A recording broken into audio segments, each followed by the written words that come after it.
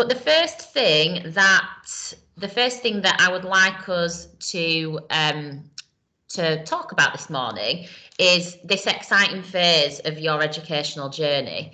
And of course, with this part of your educational journey, it's the first time as Year 8 students that you've had the opportunity to personalise your curriculum. And whilst it is still an extension of Key Stage 3 when you get into Year 9, you guys have this opportunity to choose some subjects that you may have never studied before, but also to have some subjects that particularly interest you in your future plans. We want you to choose courses that will extend your knowledge and your skills, but also it's important to have your eye on a potential career path that you won't necessarily know at this stage, but you will be having Mrs. Mitchell come and speak to you in tutor time in order to help you match up your option choices to your potential future studies and future career pathway as well. So it's absolutely fine if you don't know what your preferences are at the moment. That's the point of this presentation and the point of the options booklet as well. So don't be too daunted about there being change ahead, of course. Obviously, I think, you know, if you do feel nervous and apprehensive, then there is support available. But actually, I think you'll all feel a little bit more understanding and know what the process entails after this presentation. So what I'd like to do now is just give you a flavour of where your options and GCSE years in years 10 and 11, when you get that far ahead in your educational journey, where it's building towards. So 8 years ago now, GCSE qualifications were what we call modular, which means students could sit exams by units, and they didn't have to sit all of their exams at the end of year 11. That's changed now, and a lot of GCSE courses going forward are what we now call linear, which means exams are taken at the end of the course. There are other changes as well, which I'm not going to go into tons of detail on, listed on the screen there. But there have been other educational changes to GCSE where some subjects also don't offer opportunities to submit coursework, which we call controlled assessment. So I think it's just really important for you to be aware that when you are taking your option choices in year 9, some of these subjects will be 100% examination subjects when you get into GCSE, and some will, of course, be subjects that have coursework elements, though not many do offer that.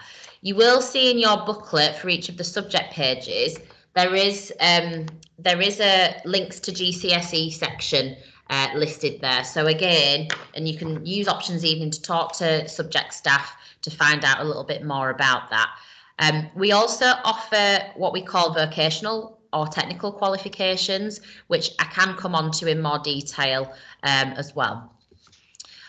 So obviously just another sort of brief bit of information. We've changed some of the national changes that happened a few years ago across the country, means that we've changed the way we timetable some of your subjects in this school as well. So particularly maths, for example, which is listed on the screen there, there is a understanding that the what we call the new maths GCSE, so from 2015 onwards, it's recognised as being more challenging than previous. So we've now, in order to facilitate that, we timetable you more heavily in maths in year 9 upwards, and the same for English as well. So that's just something for you to be aware about. What you can expect in terms of grading, you will of course be aware of this from your reports anyway. But we do have GCSE grading that used to be in letter form, as you can see on the left there, A star, A, B, C, etc. And now, of course, GCSEs are all numerical, so they are in grade 8, 9, blah blah blah. So it's important that you're aware of the kind of framework that in year 9 and beyond you'll be assessed against. Now, a grade 5 is recognised as a good pass, and that's just something that we obviously will be aiming for. And I do think that, you know, there are some opportunities in BTEC qualifications as well, where they are assessed slightly differently. So Some of you will see in your reports in year 9, if you take, say, a subject like digital IT, for instance, you'll get something that says merit or pass or distinction instead of a grade there. And again, you can use options evening to ask a little bit more about that going forward. Okay, so what I'd like us to just have a very brief awareness of is in year 9, what your school day will look like and how it will slightly differ to your current year 8 timetable. As part of the year 9 curriculum, we've also increased science lessons, so the time, the number of periods you study in science. So as you can see there, in year 9, you study science for 7 periods across the cycle, and you currently have 5. So that's just something for you to be aware of, and that again acknowledges the step up in difficult content in science, and also the amount of course content. You'll be able to see the same goes for maths and English, which you do obviously get 6 periods each. For the option subjects that you take into year 9, you'll get 2 periods, and that's just again in order to give you a flavour of other subjects that you have on offer. And I won't go through years 10 and 11 because I'll be repeating this presentation next year when you're choosing your GCSE options.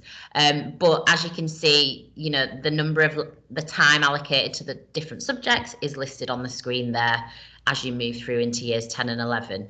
Though you will be able to see, of course, that English, maths and science in particular have more time allocated to them on your timetable as you move through into GCSE. Okay, so 6 years ago, year 9 students studied all subjects, and we never used to do an options process for year 9 students. So I want to sort of say really that when we introduced this, or when Mrs. Pennell introduced this in 2014-15, not many schools across the country were doing this, and it's actually really exciting that students in this school at IGS, you're able to personalise your curriculum in year 9. Year 9 is part of the national curriculum still, which is why you're still expected to study all of the core subjects that I'll come on to in brief on the next couple of slides. But what we call your year 9 curriculum is a 2-1-2 model. And that's basically a bit of a format for understanding how your choices are made up. And I'll come on to that in a little bit more detail. But what can you expect from year 9? You can expect more student choice, so more opportunity to personalise your curriculum. You may choose subjects that you plan to take forward into GCSE, which would be ideal. And so you can get preparation for GCSE from some of the option subjects in particular.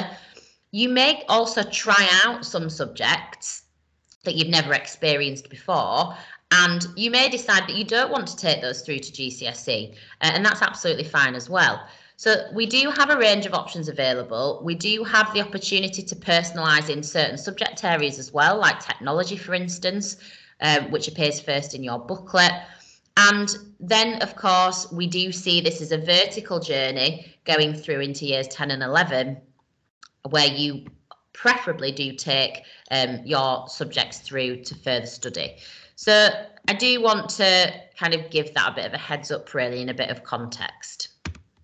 Okay, so what will your curriculum actually look like? Now, you can see from the subjects listed on the screen there, you have 69%, so around 70%, where you are still sitting core subjects. So you are still expected to study all of the core subjects that are listed on the screen there.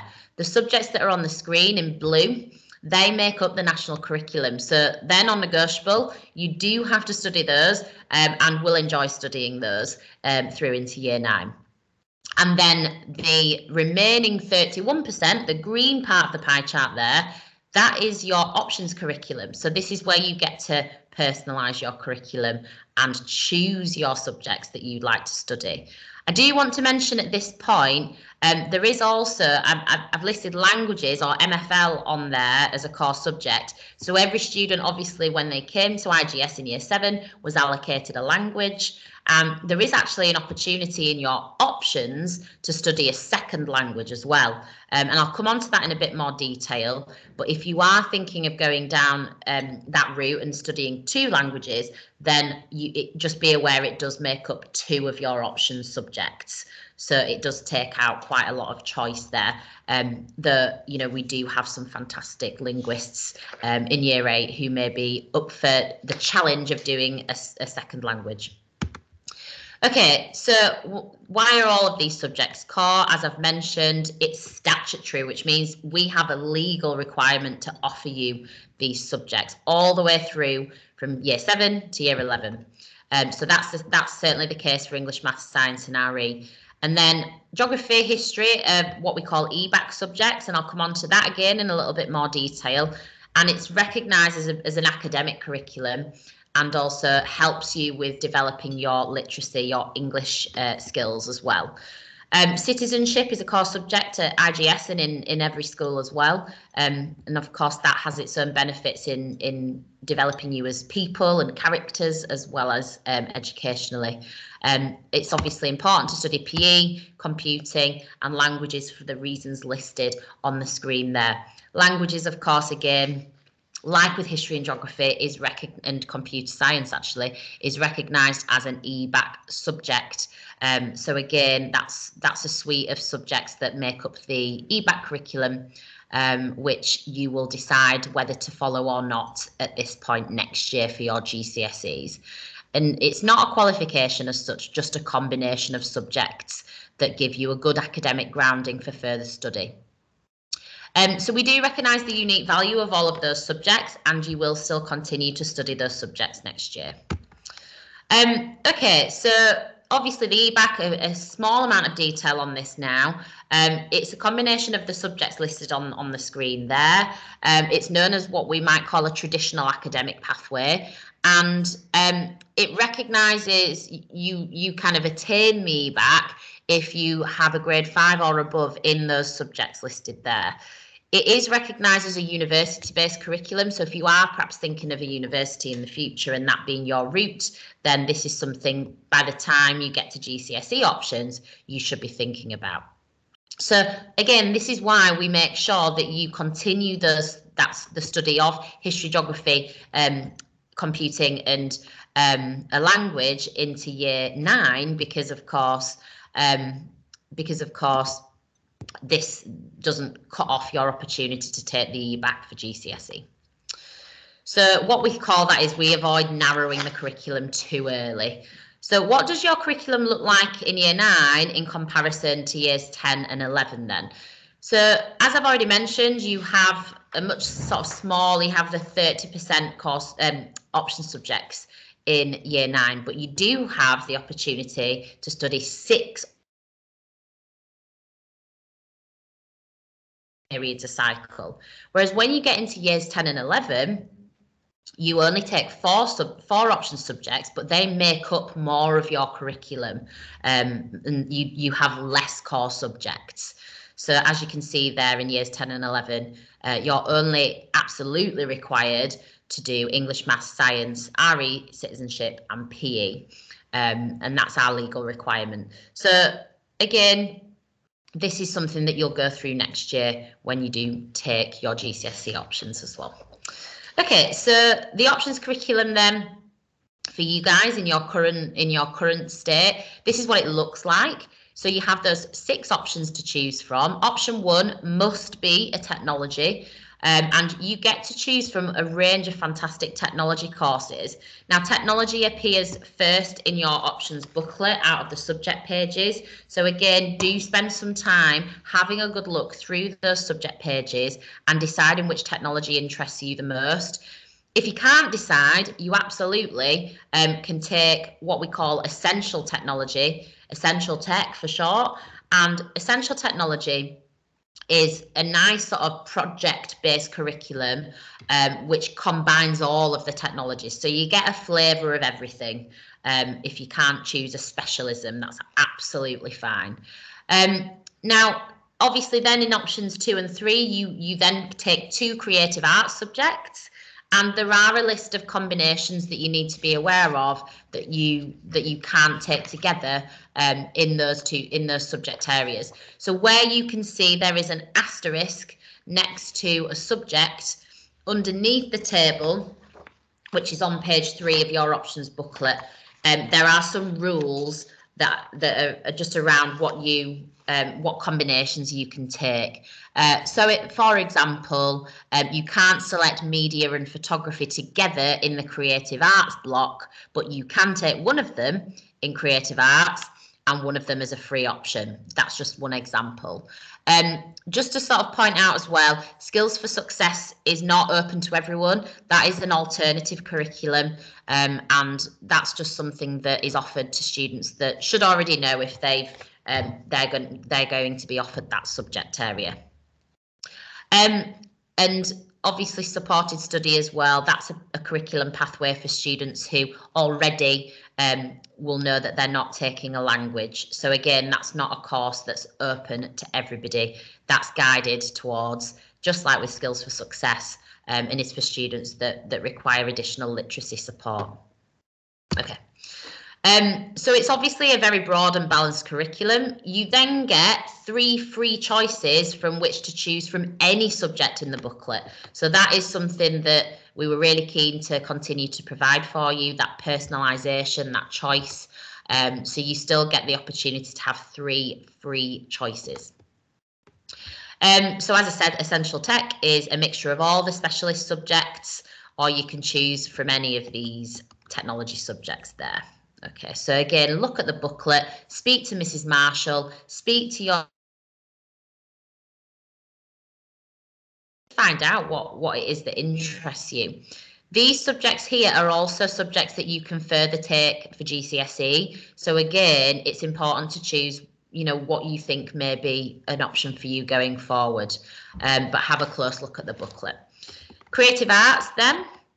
Oh, yeah, just to point out, actually, if you do choose a specialist technology, you can, of course, even though option 1, as it says there, is recognised as a technology option, you can take an additional technology in your free options. So you don't have to choose from those. You can take more than one. Creative Arts then, so you can take any of these creative arts subjects, and again, you obviously take 2 of those. So you can choose both art and photography together, but one of them would have to be a free option. And you can choose media and photography together, but one of them would have to be a free option. And that's just due to how we timetable and block those subjects, and for sort of allocation of numbers.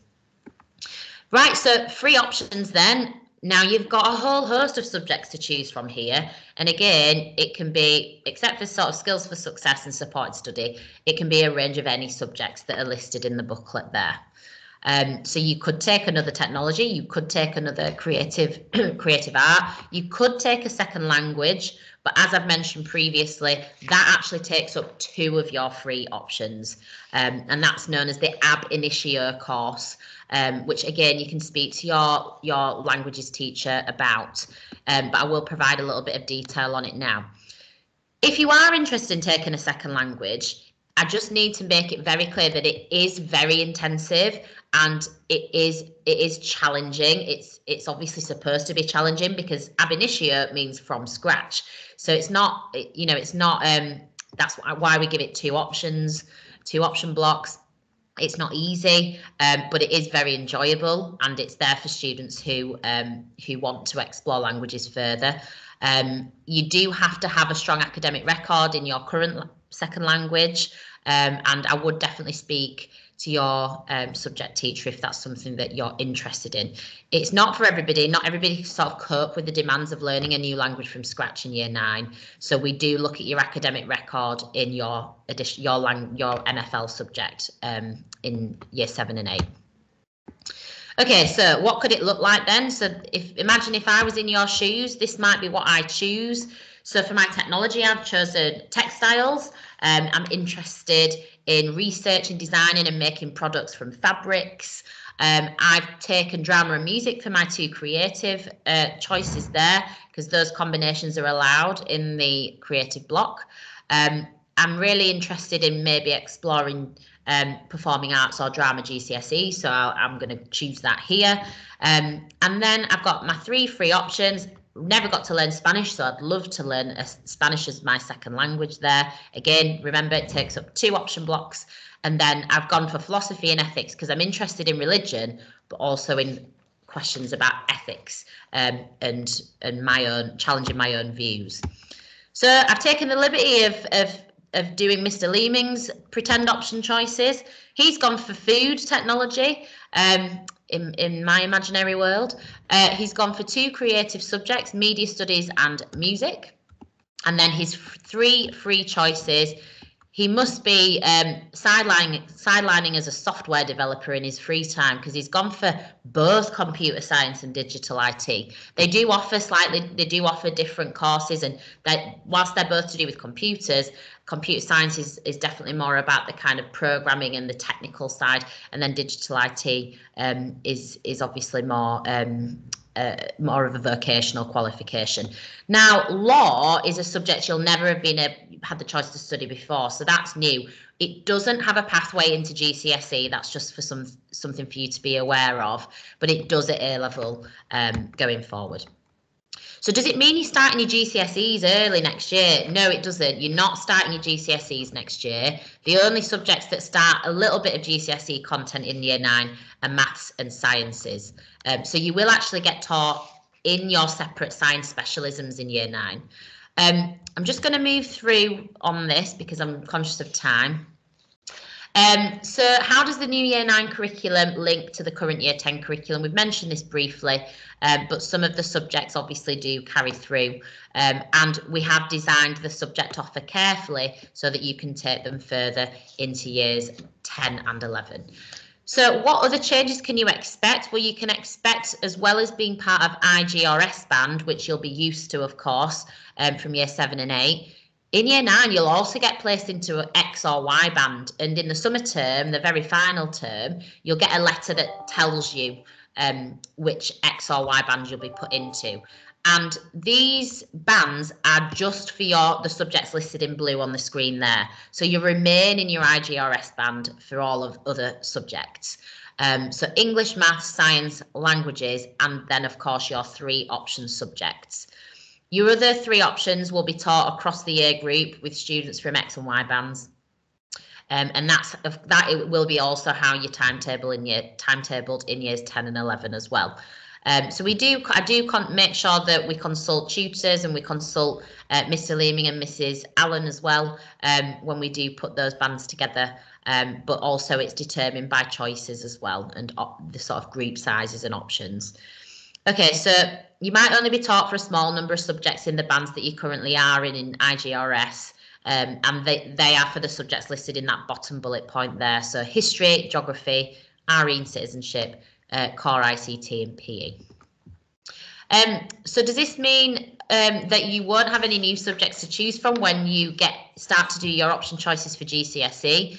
No, there are still new subjects to choose from when you're here this time next year as a year 9 into 10 student. So in years 10, a new option that we offer is separate science, health and social care, travel and tourism, hospitality and catering, and performing arts. So they're all subjects that are still new in year 10 and 11. Okay, a few do's and don'ts then in how to make your choices. Don't make choices based on the fact you like your current teacher. You absolutely are not guaranteed on any particular teacher. It's a very complex timetable. There are a lot of you in the year group, so we cannot guarantee anything. Don't choose a course based on what your friends are doing for the same reason. Don't assume some courses are easier than others, because all of them require hard work and have homework or coursework elements. Consider what you might want to do for GCSE, so keep doors open if you're not sure. And make sure you understand what the subjects involve. And I do just need to make it very clear that it's really difficult to make any changes to your option form from September, from when you've submitted it, on the deadline being the 28th of March, so the end of this month. It's absolutely virtually impossible from September to change your options at that point, because the timetable, of course, is built at that point. So what have we got left to look forward to for your options process? I do just need everybody actually to turn to page 8 in your booklet and just make a little amendment. So where I've highlighted in yellow on the screen, for some reason it says February instead of March for the dates for the tutor group sessions. So I just wanted to mention that if you could handwrite March instead of February, it's basically next week and the week after for those events. You'll get an email from Mr. Holder next week, next Tuesday, which gives you some registration details for options online. That's just our system that we're going to use for you submitting your choices. I'll speak to you a bit more about this next week via video, but do not register for your online option choices before next week, please. It's really important that I make that very clear. So you'll get an email that looks like the image on the right, and then you'll also get some instructions in a PDF document from Mr. Holder, but don't do anything until next Wednesday. It's really hard to correct any mistakes if you do it incorrectly, so I'll speak to you about that next week, and don't do anything with that email when you get that. This is what the online form looks like. I'll speak to you more about that next week. If you do have any questions, there will be a member of leadership team coming into your tutor groups on the 9th and the 16th, PBT, but you can email Year 8 options, and you do have the opportunity to have a drop-in meeting with me or another member of leadership team, which I'll email about on Friday of this week. Best of luck in making your choices. Just a bit of a reminder, next Wednesday is options evening. Please come along and please bring your parents.